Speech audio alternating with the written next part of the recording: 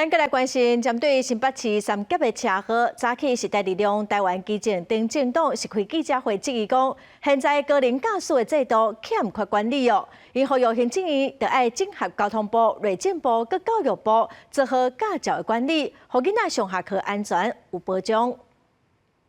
高龄换照增加路考。 定期回训，从严换照。最近三甲发生重大伤亡车祸案件，引起社会高度关注。时代力量协同台湾基进、小民参政欧巴桑联名，甲台湾绿党，第一早起访问行政院举办记者会，针对驾照管理、高龄换照甲通学区步行安全等议题，提出改革诉求。到了台湾的交通部，闯红灯、妨碍行人通行都没有关系，只有 撞到的人曾经肇事才会被特别锁定，才要参加所谓的实地训练课程。我们认为重大违规的驾驶必须要加重刑责，像闯红灯或者是高速撞击行人这种行为，其实应该要视为意图杀人，而不是只用过失致死来处理。王婉如也呼吁交通部重早制定通学区完整的标线号志规则，让地方政府有所依循，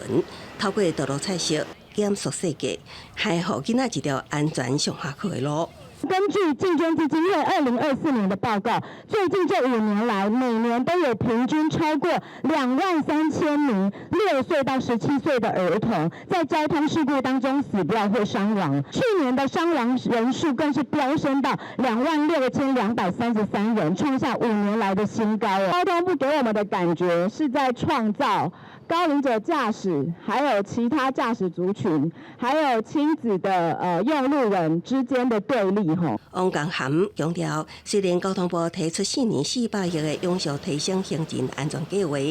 不过今年又发生3件严重车祸，呼吁政府爱就教育工程监理执法几个交通安全重要面向来同步检讨，整合资源，解决痛点。公视新闻采访报道。